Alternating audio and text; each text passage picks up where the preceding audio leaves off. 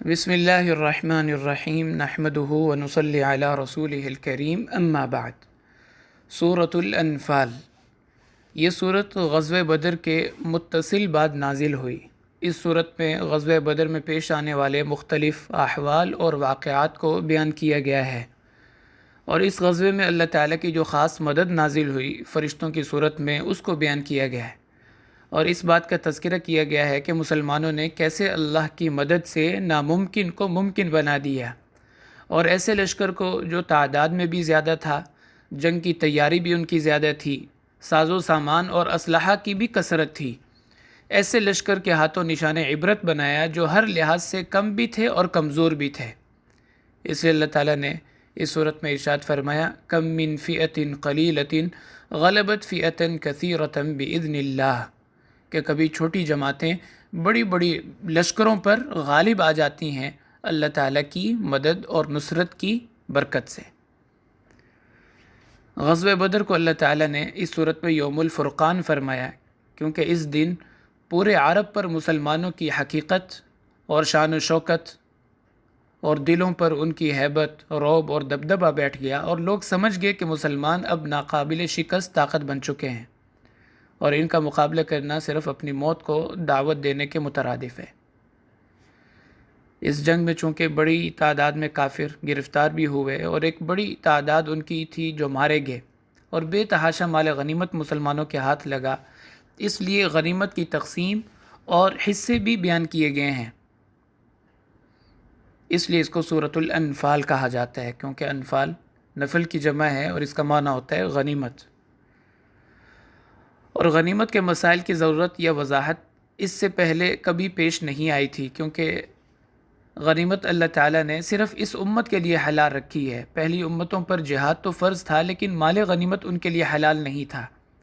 کافروں کا جو مال بھی ان کے ہاتھ لگتا، اس کو جنگ سے فارغ ہونے کے بعد وہ کسی کھلے میدان یا پہاڑ کی چوٹی پر رکھ دیتے، آسمان سے آگ آتی اور اس کو جلا کر راکھ بنا دیتی۔ یہ نشانی ہوتی تھی کہ ان کا جہاد قبول ہو گیا ہے، لیکن اس امت کے لیے اللہ نے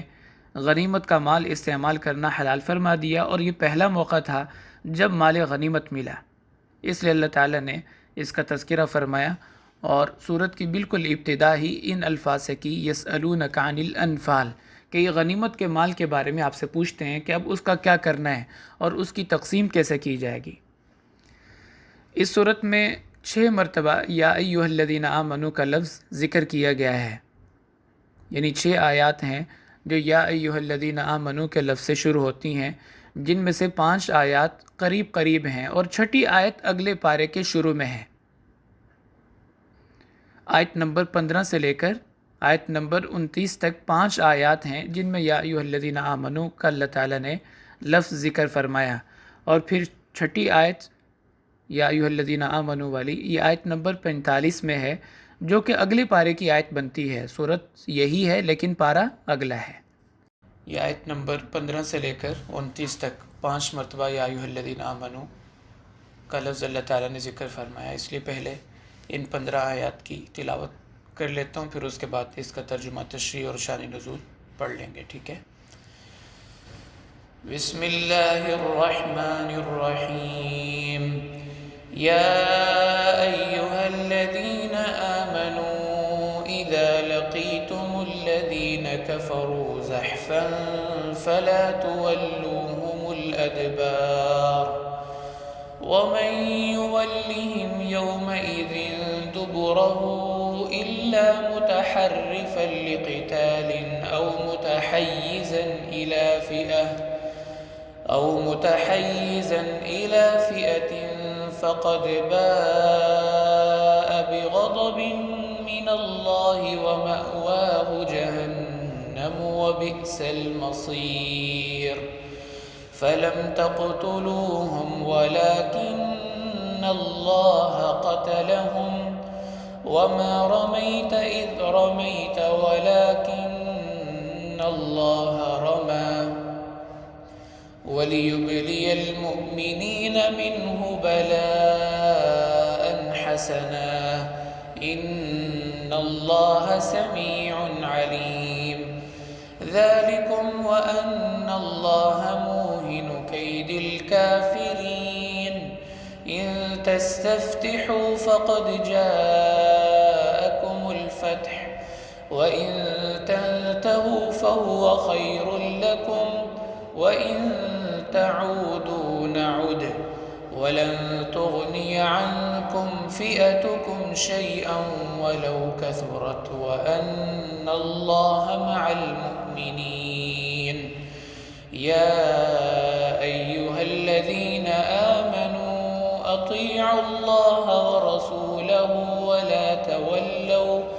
ولا تولوا عنه وأنتم تسمعون ولا تكونوا كالذين قالوا سمعنا وهم لا يسمعون إن شر الدواب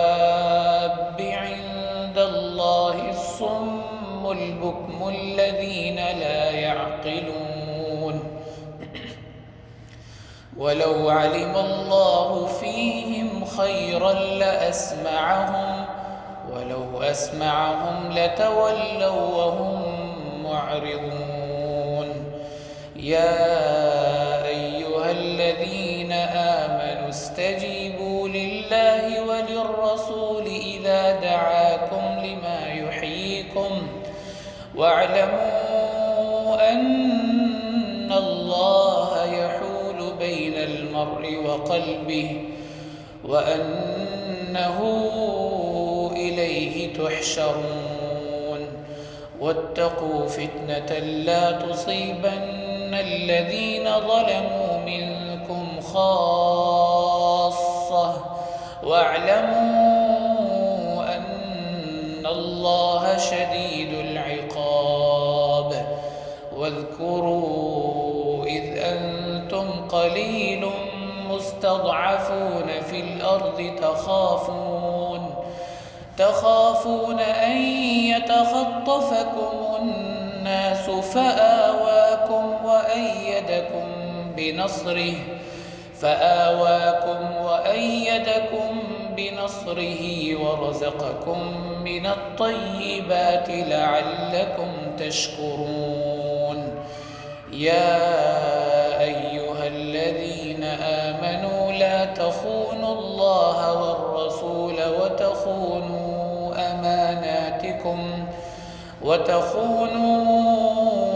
أماناتكم وأنتم تعلمون واعلموا أنما أموالكم وأولادكم فتنة وأن الله عنده أجر عظيم يا أيها الذين آمنوا إن تتقوا الله يجعل لكم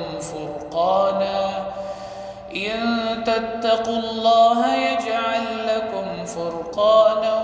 ويكفر عنكم سيئاتكم ويغفر لكم والله ذو الفضل العظيم وإذ يمكر بك الذين كفروا ليثبتوك أو يقتلوك أو يخرجوك ويمكرون ويمكر الله والله خير الماكرين صدق اللہ العظیم. یا ایھا الذین آمنوا، اے ایمان والو، اذا لقیتم الذین کفروا زحفا، جب کافر تم پر حملہ آور ہوں، فلا تولوہم الادبار، تو پھر تم پیٹھ پھیر کر نہ بھاگو، بلکہ ثابت قدم رہو، ڈٹ کے لڑو اور اللہ تعالیٰ کی مدد کا یقین رکھو. وَمَن يُوَلِّهِمْ يَوْمَئِذٍ دُبُرَ، جو جنگ کے دن اپنی پیٹھ پھیر کر بھاگے گا، منہ پھیر کر بھاگے گا، إِلَّا مُتَحَرِّفًا لِقِتَالٍ، سوائے اس کے کہ وہ کوئی جنگی چال چل رہا ہو، او متحیزاً إِلَى فِئَةٍ، یا اپنے لشکر اور اپنی جماعت کے ساتھ واپس ملنا چاہتا ہو، یعنی ان سے بچھڑ چکا ہو. ان دو صورتوں میں تو اجازت ہے واپس پلٹنے کی، کسی جنگی چال کی وجہ سے پیچھے ہٹ رہا ہے، یا پھر اپنے لشکر سے کٹ گیا ہے، الگ ہو گیا ہے، تنہا ہو گیا ہے، اب یہ واپس ان کے ساتھ مل کے دوبارہ حملہ کرنا چاہتا ہے، تو پھر تو گناہ نہیں ہے. ویسے میدان جنگ سے بھاگنا کبیرہ گناہ ہے. فرمایا فقد باء بغضب من اللہ، وہ اللہ کے غضب کا مستحق ہوگا، ومأواہ جہنم، اور اس کا ٹھکانہ جہنم ہے، وبئس المصیر، اور یہ کتنا برا ٹھکانہ ہے، جہنم کتنا برا انجام ہے۔ فلم تقتلوہم، غزوہ بدر میں تم تو تعداد میں بھی کم تھے، ساز و سامان بھی کم تھا، پھر بھی اللہ تعالیٰ نے تمہارے ہاتھوں سے ان کو نشان عبرت بنایا، جو تعداد میں بھی زیادہ تھے، تیاری بھی ان کی زیادہ تھی، اور اسلحہ ساز و سامان بھی ان کے پاس زیادہ تھا۔ فلم تقتلوہم، اس کا مطلب یہ ہوا کہ تم نے قتال نہیں کیا، ولیکن اللہ قتلہم، ان پر اللہ کی مار پڑی ہے۔ وما رمیت اذ رمیت، جب آپ نے مارا تب آپ نے تو نہیں مارا، جب آپ نے مٹی اٹھا کے پھینکی تھی کافروں کی طرف، اور ساری مٹی اس کے ذرات اللہ نے ان کی آنکھوں میں پہنچا دیے۔ آپ صلی اللہ علیہ وسلم نے غزوہ بدر شروع ہونے سے پہلے اپنی مٹھی میں مٹی کو اٹھایا اور کافروں کے لشکر کی طرف پھینکا، جس کی وجہ سے اس کے ذرات سب کی آنکھوں میں چلے گئے کہ ان کو دیکھنا مشکل ہو گیا، اور اسی وقت مسلمانوں نے پھر حملہ کیا اور گاجر مولی کی طرح ان کو کاٹ کے رکھ دیا۔ تو اللہ فرما رہے ہیں جب آپ نے مٹی ان کی طرف پھینکی تھی، وہ آپ نے تھوڑے ہی پھینکی تھی، وہ تو اللہ نے پھینکی تھی۔ یعنی بظاہر اگر مٹی اٹھا کے پھینکیں تو اس کی یہ تاثیر نہیں ہوتی کہ وہ پورے لشکر کی آنکھوں میں چلی جائے، دیکھنے میں تو آپ کا ہاتھ استعمال ہوا، لیکن اللہ کی قدرت اس کے پیچھے تھی۔ وما رمیت اذ رمیت، جب آپ نے مٹی کو پھینکا تب آپ نے تو نہیں پھینکا، ان کی آنکھوں تک آپ نے تو نہیں پہنچایا، ولیکن اللہ رما، اصل اللہ کی قدرت ہی پیچھے۔ وَلِيُبْلِيَ الْمُؤْمِنِينَ مِنْهُ بَلَاءً حَسَنًا، اب اشکال یہ پیدا ہوتا ہے کہ اگر ساری اللہ کی ہی قدرت تھی، جو ان کے 70 مارے گئے، 70 گرفتار ہو گئے، مٹی ساری لشکر کی آنکھوں میں چلی گئی، تو سارا اللہ کی قدرت سے تھا، تو پھر اللہ اپنی قدرت ہی ظاہر فرما دیتے، سارے کافر ویسے ہی مر جاتے، مسلمانوں کو بدر میں آنا ہی نہ پڑتا، تو تھوڑی سی اللہ اور اپنی قدرت دکھا دیتے، اور کافر سارے کے سارے اللہ کے حکم سے ہی ہلاک ہو جاتے۔ یہ سوال پیدا ہوتا ہے یہاں پہ، مسلمانوں کو سفر کر کے بدر کے لیے آنا ہی نہ پڑتا، اتنا لمبا سفر کر کے اور اتنے مشکل اور بڑے لشکر کے ساتھ مقابلہ کرنا ہی نہ پڑتا۔ تو اللہ فرما رہے ہیں یہ اس لیے وَلِيُبْلِيَ الْمُؤْمِنِينَ مِنْهُ بَلَاءً حَسَنًا، ایمان والوں کو میدان جنگ میں اس لیے اتارا تاکہ اللہ تعالیٰ ان کو بہترین اجر عطا فرمائے، تاکہ ان کے درجات بلند فرمائے۔ باقی تو قدرت اللہ کی ہی چلی ہے، کامیابی تو اللہ کی مدد سے ہی ملی ہے، لیکن ایمان والوں کو چونکہ میدان جنگ میں اللہ نے اتارا تاکہ ان کے درجات بلند ہو جائے۔ اور ایک جگہ قرآن پاک میں فرمایا کہ ہم تمہیں میدان جنگ میں اس لیے اتارتے ہیں وَيَشْفِي صُدُورَ قَوْمٍ مُؤْمِنِينَ، تمہارے سینے تاکہ ٹھنڈے ہو جائیں، تاکہ تمہارے سینے ٹھنڈے ہوں، چونکہ ان کافروں نے تمہیں بہت اذیتیں پہنچائی تھی جب آپ مکہ میں تھے، بہت ستایا تھا، بہت تکلیف دی تھی، تو اللہ چاہتے ہیں ان کو عذاب دیں، لیکن تمہارے ہاتھوں سے ان کو عذاب دیں،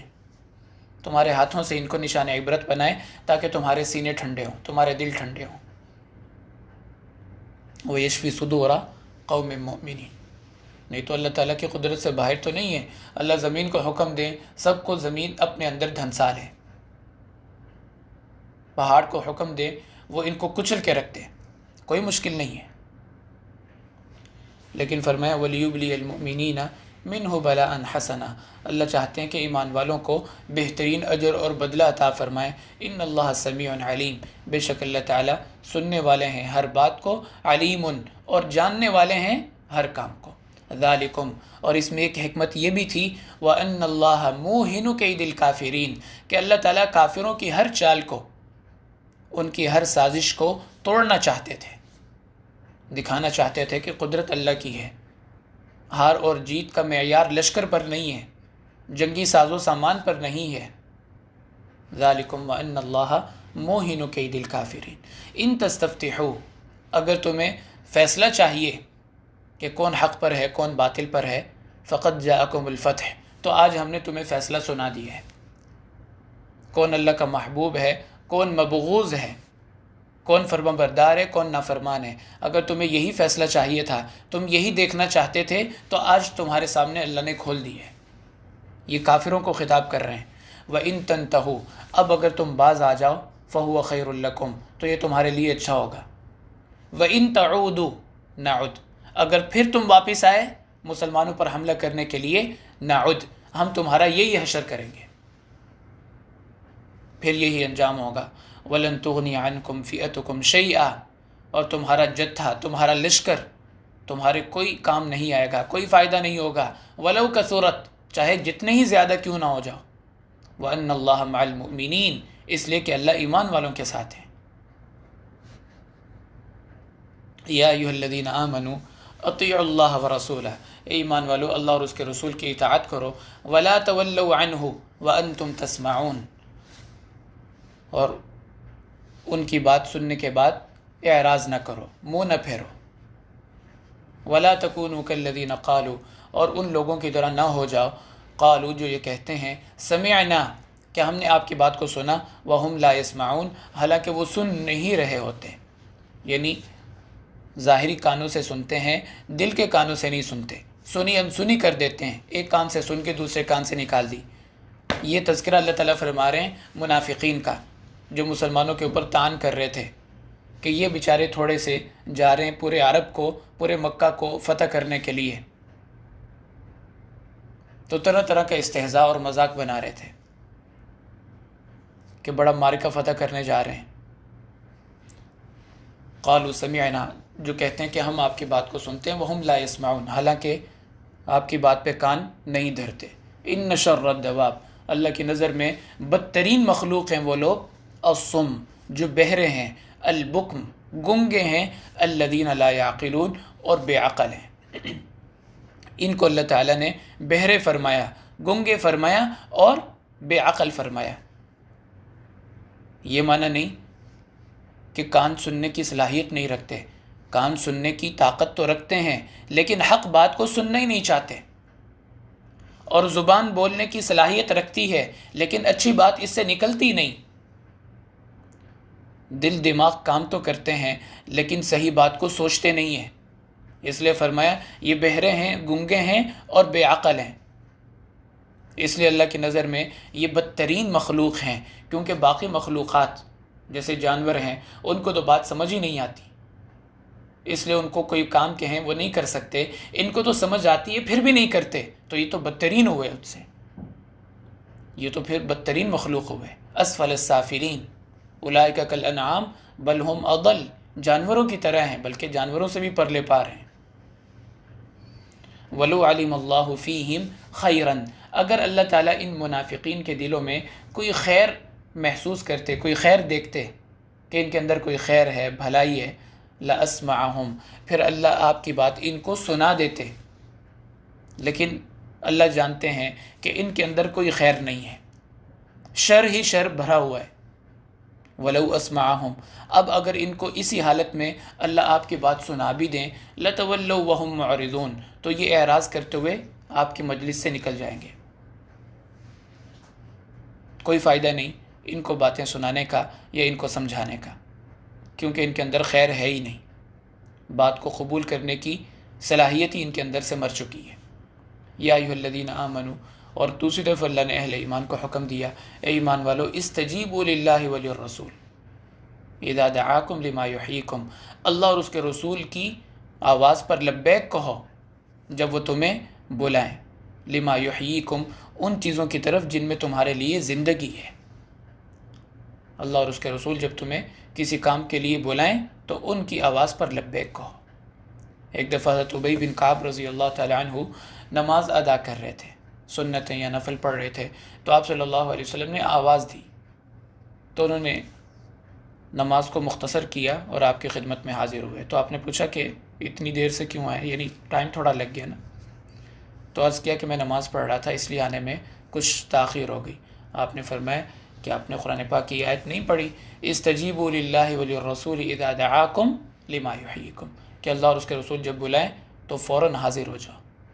ان کی آواز کے اوپر لبیک کہو. انہوں نے عرض کیا کہ آئندہ میں اس چیز کا خیال رکھوں گا. بہرحال اللہ اور اس کے رسول کا کوئی بھی حکم آ جائے فوراً اس کی طرف انسان متوجہ ہو جائے.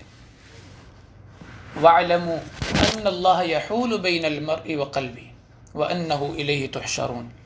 یاد رکھو بسا اوقات اللہ تعالیٰ انسان کے اور اس کے دل کے درمیان ایک رکاوٹ اور حائل کھڑی کر دیتے ہیں۔ یہ بڑی عجیب آیت مبارکہ ہے۔ اس لیے کبھی نیکی کا موقع ہو تو فوراً کر لینی چاہیے، معلوم نہیں کل یہ موقع رہے یا نہ رہے، صحت اور حالات اجازت دیں یا نہ دیں، زندگی وفا کرے یا نہ کرے، اور یہ بھی معلوم نہیں کہ بعد میں نیکی کا جذبہ دل میں رہے یا ختم ہو جائے۔ اس لیے نیکی کا موقع جب بھی ملے یا نیکی کا خیال اور جذبہ جب بھی دل میں بیدار ہو فوراً کر لیں۔ اسی طرح گناہ سے بچنے کی کوئی صورت یا موقع ملے فوراً گناہ کو چھوڑ دیں، کیونکہ معلوم نہیں کل کیا حالات بنے، گناہ انسان کی مجبوری بن جائے۔ اس لیے انسان کو چاہیے کہ زندگی کو، وقت کو، موقع کو غنیمت جانے اور آج کا کام کل پر نہ چھوڑے۔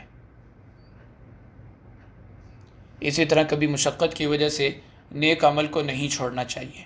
کیونکہ مشقت تو ختم ہو جاتی ہے لیکن اس پر ملنے والا اجر ہمیشہ رہے گا۔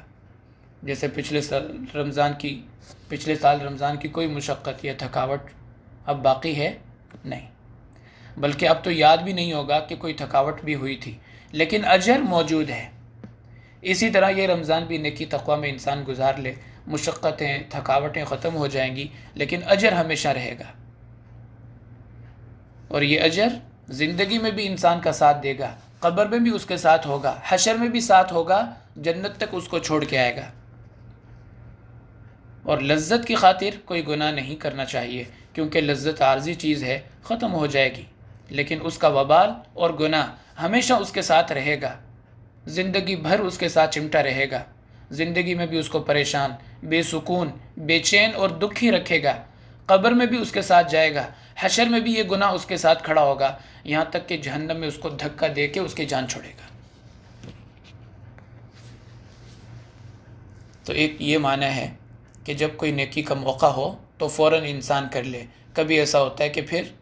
اللہ تعالیٰ اس کے اور اس کے دل کے درمیان ایک رکاوٹ کھڑی کر دیتے ہیں، اب وہ نیکی کرنا چاہتا ہے لیکن موقع ختم ہو جاتا ہے،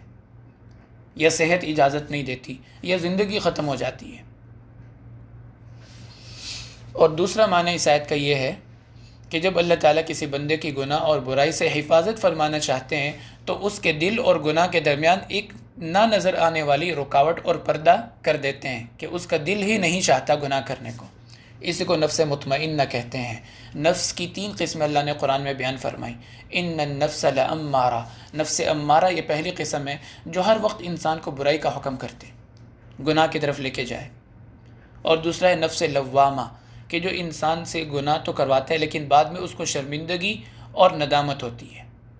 یا ایتھا النفس لا اقسم بهذا البلد وانت حل لا اقسم بيوم القیامہ ولا اقسم بالنفس اللوامہ۔ تو نفس امارہ، نفس لوامہ، اور پھر نفس مطمئنہ، یا ایتھا النفس المطمئنہ۔ نفس مطمئنہ کسے کہتے ہیں کہ مکروہات شرعیہ، یہ مکروہات طبعیہ بن جاتی ہیں، یعنی جو چیزیں شریعت نے منع کی ہیں اس کی طبیعت ان چیزوں کی طرف چلتی نہیں ہے، طبعاً بھی ان چیزوں سے اس کو بیزاری ہوتی ہے، اور یہ انسان کی سعادت، خوش بختی اور خوش نصیبی کی علامت ہوتی ہے۔ اور جب کسی انسان کی بدبختی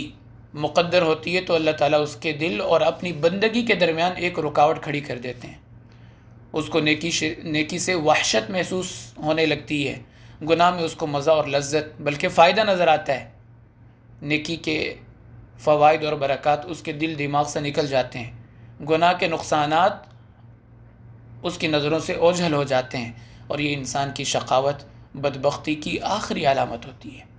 اللہ تعالیٰ ہماری حفاظت فرمائے۔ اس لیے حدیث شریف میں آتا ہے کہ تمام انسانیت کے دل اللہ کی 2 انگلیوں کے درمیان ہیں، یقلبھا کیف یشاء، اللہ جس طرف چاہتے ہیں پھیر دیتے ہیں۔ اور آپ صلی اللہ علیہ وسلم ہمیشہ دعا مانگا کرتے تھے، یا مقلب القلوب ثبت قلبی علی دینک، اے دلوں کو پھیرنے والے میرے دل کو دین کے اوپر جما دے۔ وَاعْلَمُوا أَنَّ اللَّهَ يَحُولُ بَيْنَ الْمَرْءِ وَقَلْبِهِ، جان لو کہ اللہ تعالیٰ انسان کے اور اس کے دل کے درمیان رکاوٹ کھڑی کر دیتے ہیں۔ وَأَنَّهُ إِلَيْهِ تُحْشَرُونَ، اور تم سب کو اللہ کی طرف لٹایا جائے گا، اللہ کے دربار میں کھڑا کیا جائے گا۔ وَاتَّقُوا فِتْنَةً، اور ڈرو اس وبال سے، اس عذاب سے، لا تصیبن الذین ظلموا منکم خاصہ، کہ جو وبال آئے گا تو صرف مخصوص لوگوں کو اپنی لپیٹ میں نہیں لے گا بلکہ تمام لوگوں کو اپنی لپیٹ میں لے لے گا، اس لیے کہ جب گناہ سے، ظلم سے دوسروں کو روکا نہ جائے تو اس پر آنے والا وبال سب کو اپنی پکڑ میں لیتا ہے۔ تو اللہ فرماتے ہیں اس وبال سے بچو کہ جب وہ آئے گا تو صرف مخصوص لوگوں پر نہیں بلکہ عمومی عذاب ہوگا۔ وَاعْلَمُوا أَنَّ اللَّهَ شَدِيدُ الْعِقَابِ، اور جان لو کہ اللہ تعالیٰ کی پکڑ بہت سخت ہے، بہت سخت ہے اللہ تعالیٰ کی پکڑ۔ وَاذْكُرُوا إِذْ أَنْتُمْ، اور اللہ کا احسان یاد کرو، اذ انتم قلیل، جب تم تعداد میں بہت کم تھے، مستضعفون فی الارض، اور زمین میں کوئی حیثیت نہیں تھی، ہر طرف سے تمہیں لوگ دبا کے رکھتے تھے، خوف میں رکھا جاتا تھا، تمہیں پریشر تمہارے اوپر ڈالا جاتا تھا، تخافون، اور تم بھی ڈرتے تھے، ان یتخطفکم الناس، کہ لوگ تمہیں صفحہ ہستی سے مٹا دیں گے، فآواکم، لیکن اللہ نے تمہیں ٹھکانہ دیا، وَأَيَّدَكُمْ بِنَصْرِي، مدینہ میں اللہ نے تمہیں ٹھکانہ دیا، وَأَيَّدَكُمْ بِنَصْرِي، اور اپنی مدد کے ذریعے اللہ نے تمہیں قوت بخشی، اور بدر کے اندر اللہ تعالیٰ نے تمہیں عزت، فتح اور کامیابی سے نوازا، وَرَزَقَكُمْ مِنَ الطَّيِّبَاتِ، اور پاکیزہ چیزیں کھانے کے لیے تمہیں بطور رزق عطا کی، لَعَلَّكُمْ تَشْكُرُونَ، تاکہ تم اپنے رب کے شکر گزار بندے بنو۔ یا ایھا الذین آمنوا، اے ایمان والو، لا تخونوا اللہ والرسول، اللہ اور اس کے رسول کے ساتھ بے وفائی نہ کرو۔ اس آیت کے شان نزول میں واقعہ لکھا ہے کہ جب آپ صلی اللہ علیہ وسلم غزوہ خندق سے فارغ ہوئے تو آپ نے صحابہ کو حکم دیا کہ بنو قریظہ کا محاصرہ کرنا ہے، چونکہ ان لوگوں نے، بنو قریظہ کے جو یہودی تھے، انہوں نے خندق کے موقع پر کافروں کا ساتھ دیا تھا، مسلمانوں کے حالات، ان کی خبریں، ان کی باتیں لیک کی تھیں، اور اندر ہی اندر سے کافروں کا ساتھ دے رہے تھے، ان کے ساتھ ملے ہوئے تھے۔ اس لیے جب 1 مہینہ انتظار کرنے کے بعد کافر واپس چلے گئے اور ان کے ہاتھ کچھ نہ آیا، تو اب آپ صلی اللہ علیہ وسلم نے اللہ تعالیٰ کے حکم سے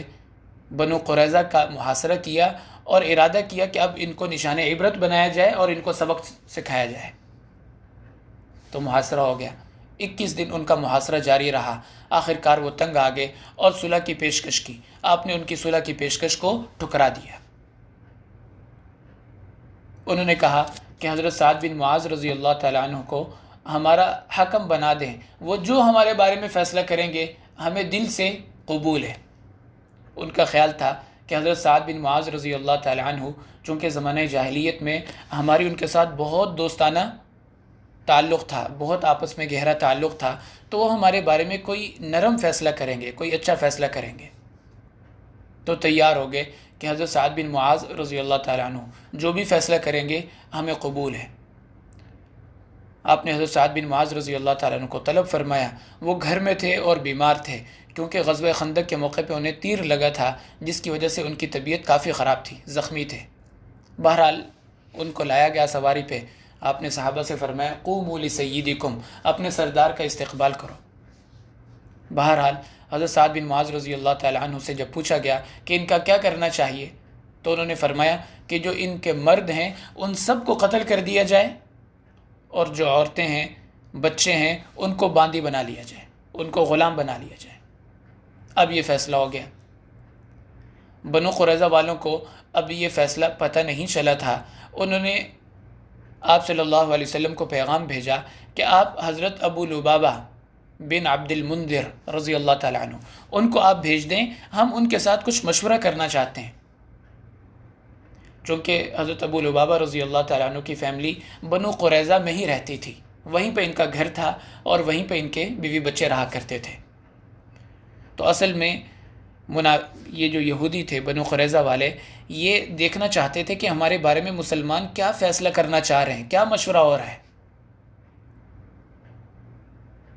تو جب حضرت ابو لبابہ رضی اللہ تعالیٰ عنہ بات چیت کرنے کے لیے ان کے پاس گئے تو ان کے بچے اور عورتیں ان کے پاس آ کے روئیں کہ ہمیں بتا دیں کہ ہمارے بارے میں مسلمانوں کے کیا جذبات ہیں، وہ ہمارے بارے میں کیا سوچ رہے ہیں۔ تو حضرت ابو لبابہ رضی اللہ تعالیٰ عنہ نے ہاتھ کا اشارہ کر کے بتا دیا، گردن پہ ہاتھ پھیر کے اشارہ کر کے بتا دیا کہ تم سب کو قتل کیا جائے گا۔ اب جب واپس آئے تو دل کے اندر خود بخود ندامت آنا شروع ہو گئی کہ میں نے اللہ کے نبی صلی اللہ علیہ وسلم کے راز کو فاش کر دیا ہے، اور پھر آ کے مسجد نبوی شریف کے ستون کے ساتھ اپنے آپ کو باندھ لیا کہ جب تک اللہ تعالیٰ میری توبہ کو قبول نہیں کریں گے میں یہاں سے نہیں ہلوں گا۔ ایک ہفتہ تک اپنے آپ کو ستون سے باندھے رکھا، نہ کچھ کھاتے تھے نہ پیتے تھے، یہاں تک کہ ایک ہفتے کے بعد اتنی کمزوری ہوئی کہ بے ہوش ہو گئے، گر گئے۔ تب اللہ تعالیٰ نے ان کی توبہ کو قبول کیا۔ مسجد نبوی شریف میں آج بھی وہ ستون موجود ہے اور اس کے اوپر نام لکھا ہوا ہے استوانہ توبہ یا استوانہ ابو لبابہ، استوانہ عائشہ کے بالکل ساتھ الٹے ہاتھ پہ۔ تو یہاں پہ انہوں نے اپنے آپ کو باندھا تھا، اللہ تعالیٰ نے ان کی توبہ کو قبول کر لیا۔ بہرحال اللہ تعالیٰ فرما رہے ہیں لا تخون اللہ والرسول، اللہ اور اس کے رسول کے ساتھ بے وفائی نہ کیا کرو، وتخونوا اماناتکم، اور آپس کی امانتوں میں بھی خیانت کا ارتکاب نہ کرو، وانتم تعلمون، جانتے بوجھتے، حالانکہ تمہیں پتہ ہے کہ اس کے اوپر کتنی سخت سزا ہے، تو خیانت نہ کرو۔ وَاعْلَمُوا أَنَّمَا أَمْوَالُكُمْ وَأَوْلَادُكُمْ فِتْنَةٌ، اور تم جو امانتوں میں خیانت کرتے ہو اس لیے تاکہ تمہارا مال زیادہ ہو جائے، اولاد کا مستقبل اچھا ہو جائے، اللہ فرماتے ہیں یہ تو آزمائش ہے تمہارے لیے، تمہارا مال اور اولاد تمہارے لیے آزمائش ہے۔ وَأَنَّ اللَّهَ عِندَهُ أَجْرٌ عَظِيمٌ، اور جو اس آزمائش میں کامیاب ہوگا اللہ اس کو اجر عظیم عطا فرمائیں گے۔ یا ایھا الذین آمنوا، اے ایمان والو، ان تتقوا اللہ، اگر تم تقوی کی زندگی اختیار کرو گے، یجعل لکم فرقانا، اللہ تمہیں نور فرقان عطا فرمائیں گے۔ فرقان،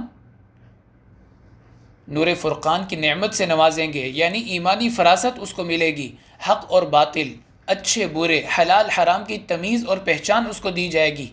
اور یہ نعمت دین پر اس کے قدم کو مزید جما دے گی، اور اس کو استقامت فی العمل کی دولت اللہ تعالیٰ نصیب فرمائیں گے، اور گناہ کرنے سے یہ نعمت چھن جاتی ہے۔ جس طرح نیکی کرنے سے، تقوی اختیار کرنے سے نور فرقان اللہ عطا فرماتے ہیں، عقل سلیم عطا فرماتے ہیں، اسی طرح گناہ کرنے سے عقل سلیم کی نعمت چھن جاتی ہے، عقل میں فتور آ جاتا ہے، نیکی نیکی نہیں لگتی، برائی برائی نہیں لگتی۔ اس لیے آپ صلی اللہ علیہ وسلم اکثر دعا مانگا کرتے تھے اللہم ارنا الحق حقا وارزقنا اتباعہ وارنا الباطل باطلا وارزقنا اجتنابہ، اے پروردگار نیکی کے فوائد ہمارے سامنے کر دیں اور اس پر عمل کرنے کی ہمیں توفیق عطا فرما، اور گناہ کے نقصانات ہمارے سامنے کھول دیں اور اس سے بچنا ہمارے لیے آسان فرما۔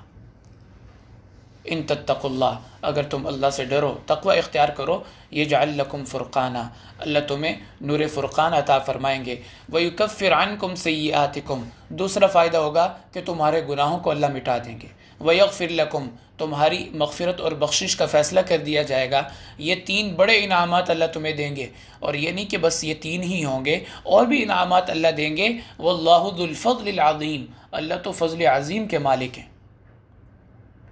وَإِذْ يَمْكُرُ بِكَ الَّذِينَ كَفَرُوا، یاد کرو وہ وقت جب کافر تمہارے خلاف تدبیریں کر رہے تھے، منصوبہ بنا رہے تھے، لِيُثْبِتُوكَ، کہ تمہیں قید کر دیا جائے، او يَقْتُلُوكَ، یا آپ کو شہید کر دیا جائے، او يُخْرِجُوكَ، یا آپ کو مکہ سے نکال دیا جائے۔ وَيَمْكُرُونَ وَيَمْكُرُ اللَّهُ، یہ ہجرت سے پہلے کا واقعہ ہے۔ ایک تو وہ تدبیریں کر رہے تھے اور ایک تدبیر اللہ فرما رہے تھے، واللہ خیر الماکرین، اور اللہ کی تدبیر ہی بہترین ہوتی ہے، سب سے بہترین تدبیر اللہ چلتے ہیں، یعنی کامیاب تدبیر وہی ہوتی ہے جو اللہ اختیار فرماتے ہیں۔ تو یہ 5 یا ایھا الذین آمنو قریب قریب تھے، اور اگلی جو ہے یہ ہے یا ایھا الذین آمنو، اس کو بھی پڑھ لیتے ہیں۔ بسم اللہ الرحمن الرحیم، یا ایھا الذین آمنوا اذا لقیتم فئة فاثبتوا واذكروا الله كثيرا لعلكم تفلحون وأطيعوا الله ورسوله ولا تنازعوا فتفشلوا وتذهب ريحكم واصبروا إن الله مع الصابرين۔ اے ایمان والو، اذا لقیتم فئة، جب تمہارا سامنا کسی لشکر کے ساتھ ہو، فاثبتوا، تو ثابت قدم رہو، ڈٹ کے لڑو۔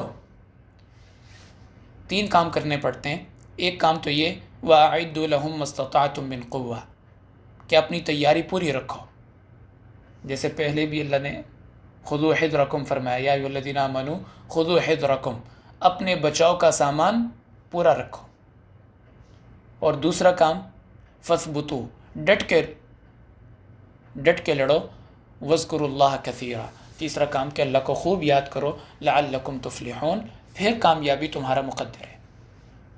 وَأَطِیعُوا اللَّهَ وَرَسُولَهُ، اللہ اور اس کے رسول کی اطاعت فرما برداری کرو، وَلَا تَنَازَعُوا، آپس کے معاملات میں جھگڑو مت، اختلاف نہ کرو، فَتَفْشَلُوا، اس سے کیا ہوگا، تمہاری ہمت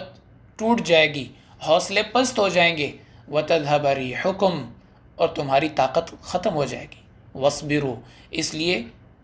جو فیصلہ ہو جائے چاہے وہ ناگوار ہو، چاہے مرضی کے خلاف ہو، لیکن اس پہ صبر کرو۔ جیسے بدر کے اندر اختلاف تھا کہ ہمیں جانا چاہیے یا نہیں، کیونکہ جب تجارتی قافلہ ہاتھوں سے نکل گیا اور پتہ چلا کہ مکہ سے ایک بڑا لشکر آ رہا ہے اور اس کے ساتھ اب ہمیں جنگ کرنی پڑے گی، تو اب اختلاف ہو گیا کہ ہم واپس مدینہ چلے جائیں یا یہاں پہ رہ کے اس کا مقابلہ کریں۔ تو کچھ حضرات کی رائے تھی کہ ہمیں واپس چلے جانا چاہیے اور وہاں سے جا کے ہم پوری تیاری کر کے آئیں،